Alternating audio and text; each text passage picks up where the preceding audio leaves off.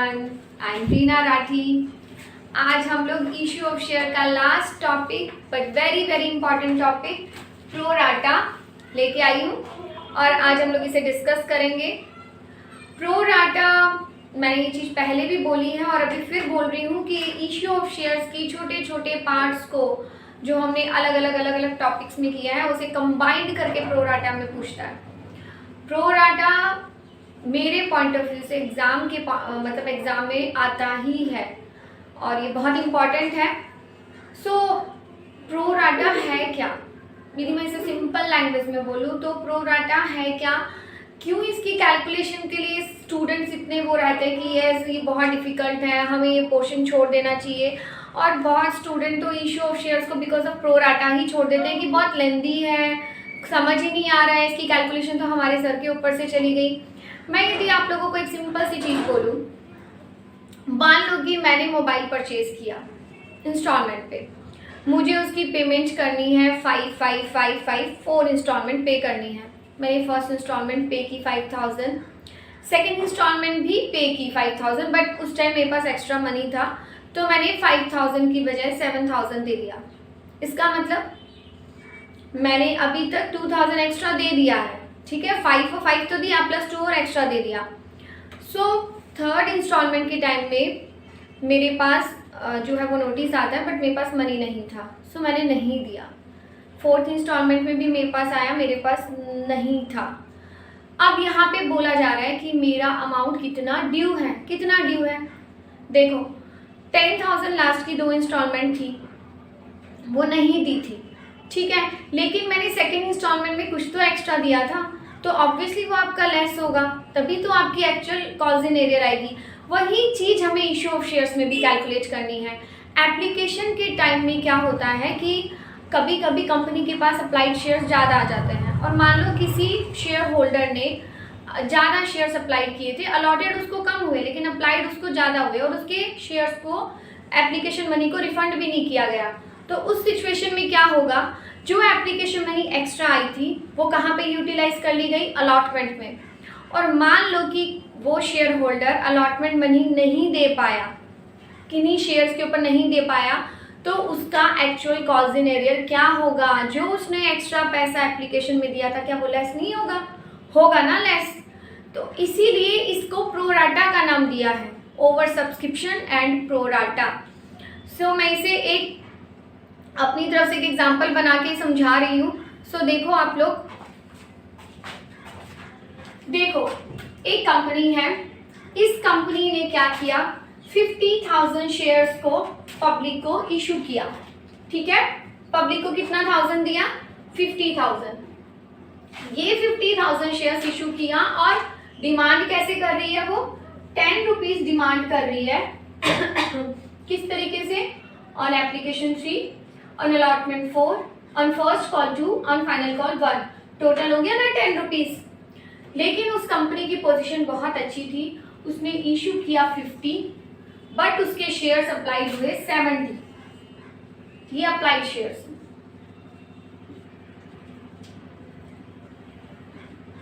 ये applied shares है, ठीक है।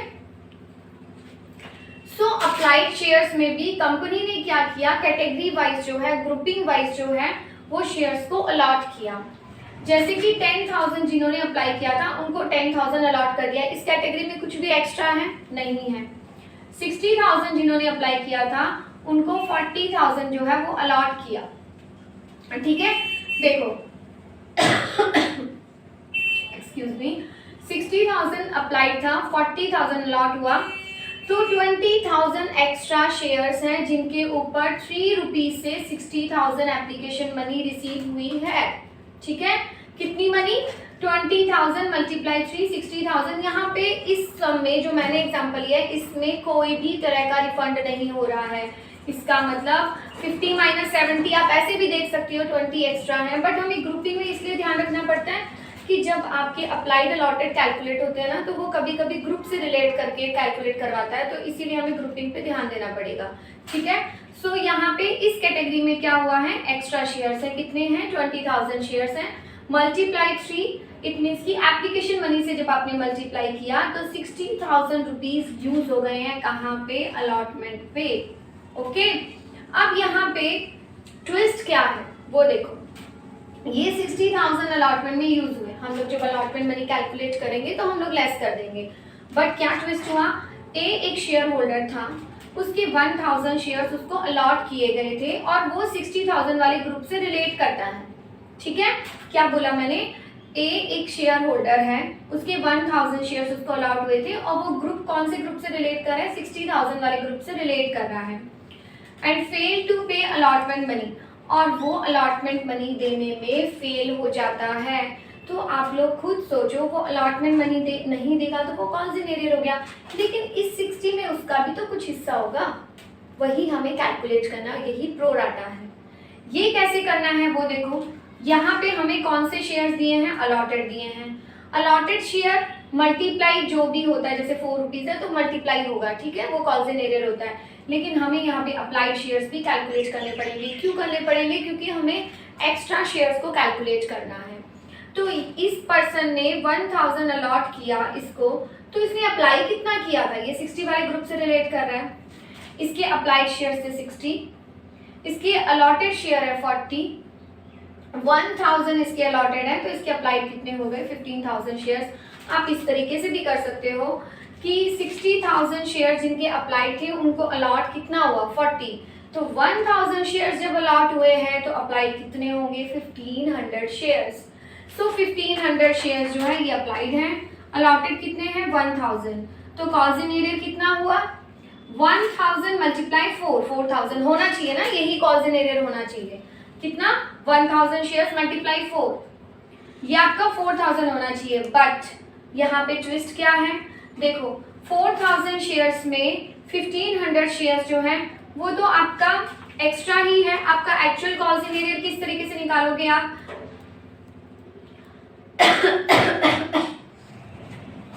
एक्सक्यूज मी,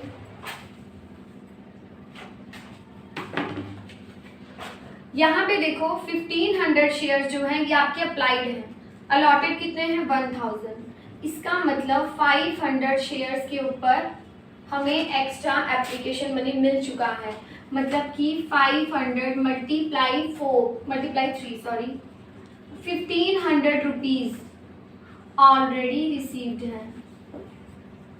तो कॉजन एरियर कितना हुआ, अभी एक्चुअल कॉजन एरियर कितना हुआ 4000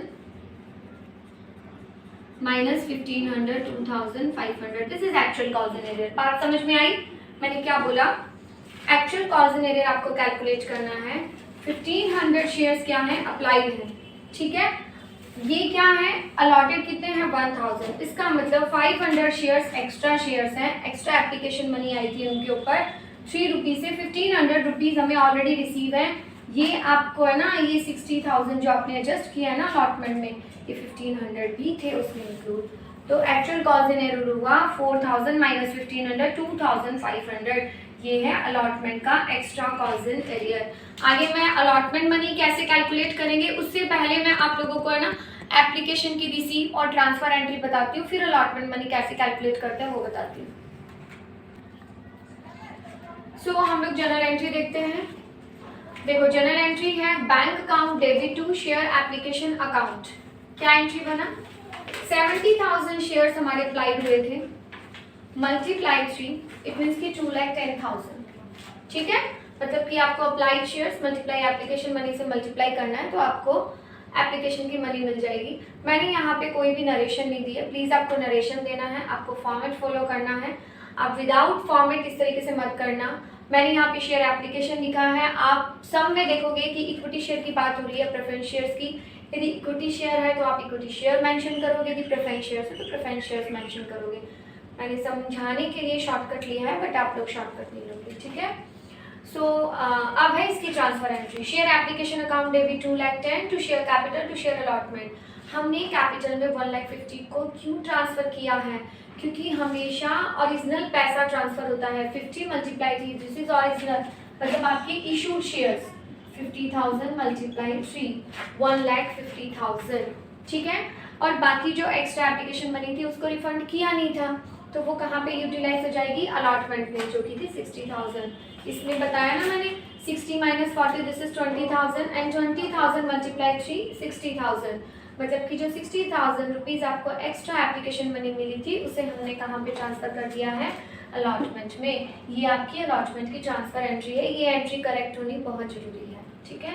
उसके बाद है यहाँ पे रिफंड होता तो टू बैंक और आ जाता। मान लो कि यहाँ पे जैसे ना यहाँ पे 20,000 है, मान लो यहाँ पे 10,000 रिफंड हो रहा होता तो हम लोग 2 शेयर अलॉटमेंट दिखाते 30 एंड 2 बैंक दिखाते 30।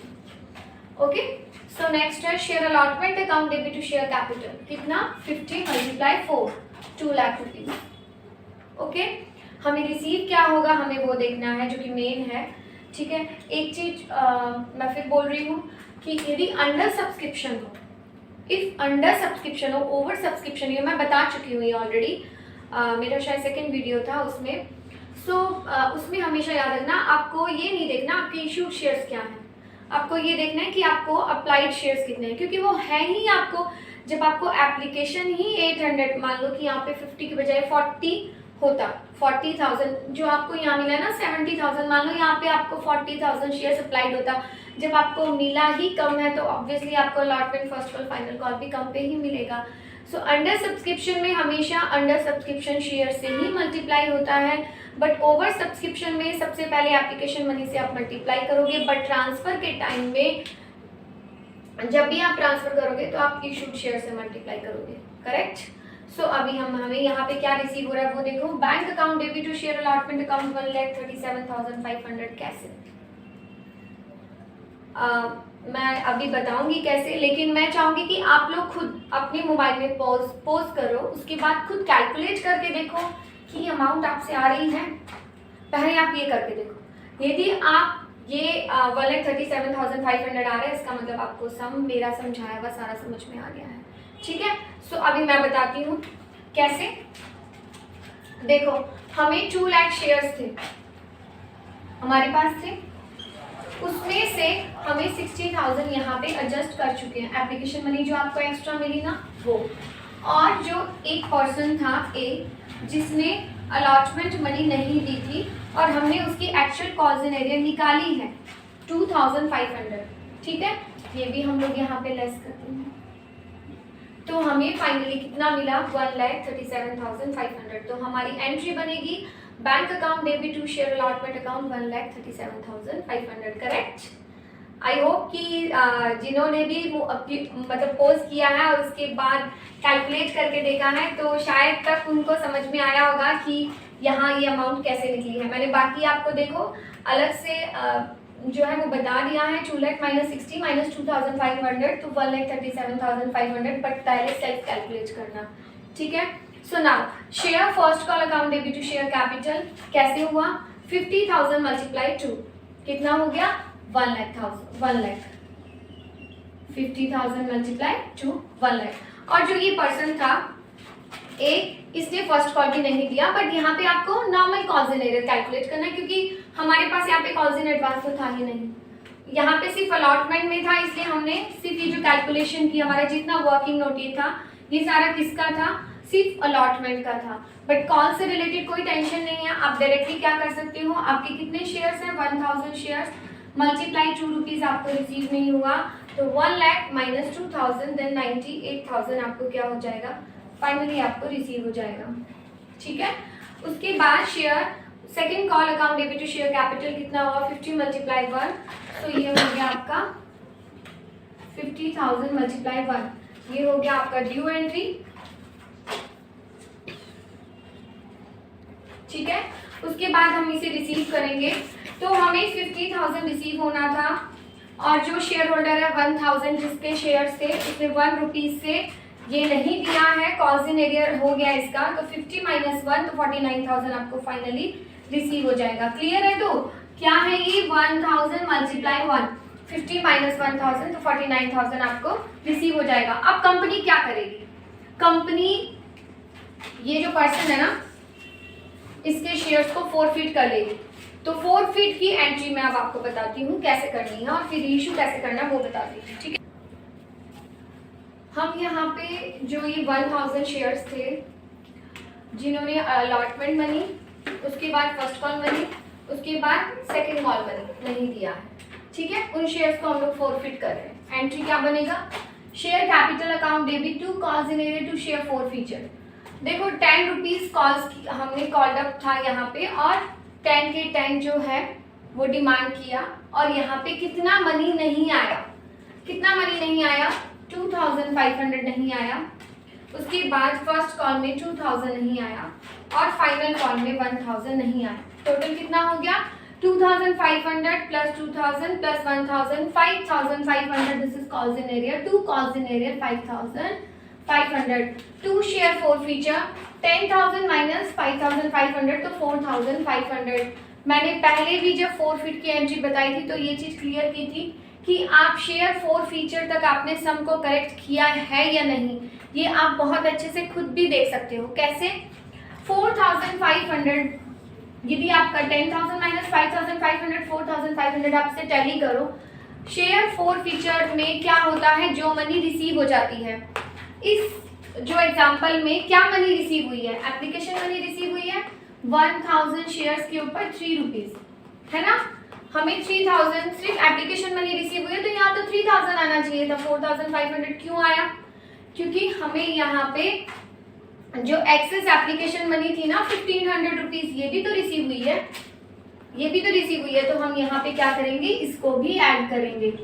आया ना 4500, हम कर सकते हैं टैली, टैली करने से हमें पता चल रहा है कि हमारा सम यहाँ तक का करेक्ट है, ठीक है। अब मान लो कि 10 रुपीज में जो है ये शेयर्स को फॉरफिट किया था, और अभी इन्हें री इशू कर रहे हैं हम लोग 9 रुपीज में। एंट्री क्या बनेगा, bank account debit, share forfeiture account debit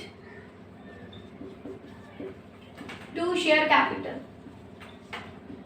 ठीक है। कितने शेयर्स हैं, 1000 शेयर्स हैं, मल्टीप्लाई 10,000 हो गया, 1 रुपीज 9 रुपीज में री इशू किया है, तो यहाँ पे आ गया आपको 9000 रुपीज आपको रिसीव हो गया। शेयर फॉरफीचर में कितना हुआ, 1000, मतलब कि आपने 1000 का डिस्काउंट दे दिया। 4500 हमारे पास टोटल मनी थी, उसमें से 1000 जो है यहाँ पे हमने डिस्काउंट दे दिया, क्या रिमेनिंग अमाउंट रह गई 3500, जिसे हम लोग किस में ट्रांसफर कर देंगे, फॉरफीचर में। तो शेयर सॉरी कैपिटल रिजर्व में, share forfeiture account debit to capital reserve कितना होगा, 4500 माइनस 1000 3500। यहाँ पे आपका सम जो है ना वो कंप्लीट होता है। तो यहाँ पे मैं आप लोगों को एक चीज फिर क्लियर करती हूँ, ये जरूरी नहीं होता है कि जितने शेयर्स फॉरफिट करे वो सारे री इशू कर दे। हो सकता है कि कंपनी 1000 में से सिर्फ 500 शेयर्स को री इशू करती, यदि वो 500 शेयर्स को इशू करती ना, तो आप यहाँ पे 500 शेयर्स की कैलकुलेशन में ही लेते, मतलब कि 500 मल्टीप्लाई 10, ठीक है, यहाँ पे आपका 500 आता, तो आपका यहाँ पे 4500 आता। और ये भी याद रखना कि 4500 ये जो फॉरफिट अमाउंट है ये 1000 शेयर्स की है। यदि आप 500 शेयर्स को रीइशू कर रहे हो तो कैपिटल रिजर्व में उतनी ही अमाउंट जाएगी जो 500 से रिलेट करेगी, मतलब कि 4500 डिवाइडेड बाय 1000 मल्टीप्लाई 500। तो जो फॉरफिट अमाउंट आई उसमें से आप शेयर फॉरफीचर को लेस करोगे, जो रिमेनिंग अमाउंट होगी उसे कैपिटल रिजर्व में ट्रांसफर करोगे। समझ में आई बात। यहाँ पे इश्यू ऑफ शेयर से रिलेटेड मैंने सारे टॉपिक्स अपनी तरफ से कंप्लीट किए हैं। आप लोगों को किसी भी तरह का कोई भी डाउट है, आप सबसे बड़ी बात समझ कीजिए, इश्यू ऑफ शेयर्स का आईएससी और सीबीएसई दोनों की जो भी बुक्स रेफर कर रहे हो, दोनों ही बोर्ड्स के लिए मैं बोलूँगी कि सम्स बहुत हैं। आई थिंक 100 के नियर अबाउट सम्स है दोनों बुक्स में ही। डीके गोल में भी है और टीएस में भी है, गरेवाल की जो बुक है। सो मेरी आप लोगों से रिक्वेस्ट है कि आप लोग सभी सम्स की फुल प्रैक्टिस करो। कोई भी डाउट होता है या फिर आपको जो मेरा समझाया हुआ यदि उसमें किसी तरह से कोई प्रॉब्लम है, आप मुझे कमेंट बॉक्स में जो है वो मेंशन कर सकते हो। आपको सब कुछ समझ में आया है, वीडियो अच्छा लगा है, तो उसके लिए भी मेरी रिक्वेस्ट है कि प्लीज़ मुझे कमेंट बॉक्स में ज़रूर मेंशन करें, जिससे कि मुझे भी मोटिवेशन मिले कि मैं आगे और वीडियोस अपलोड करूं। और आप मेरे चैनल को सब्सक्राइब जरूर करें, जिससे कि क्या है ना, जब मैं नए वीडियोस डाल रही हूँ उसका नोटिफिकेशन मिलेगा, अदरवाइज आपको नोटिफिकेशन नहीं मिल पाएगा। सो सब्सक्राइब करेंगे तभी ऐसा होगा। So like, subscribe and share please. Thank you so much.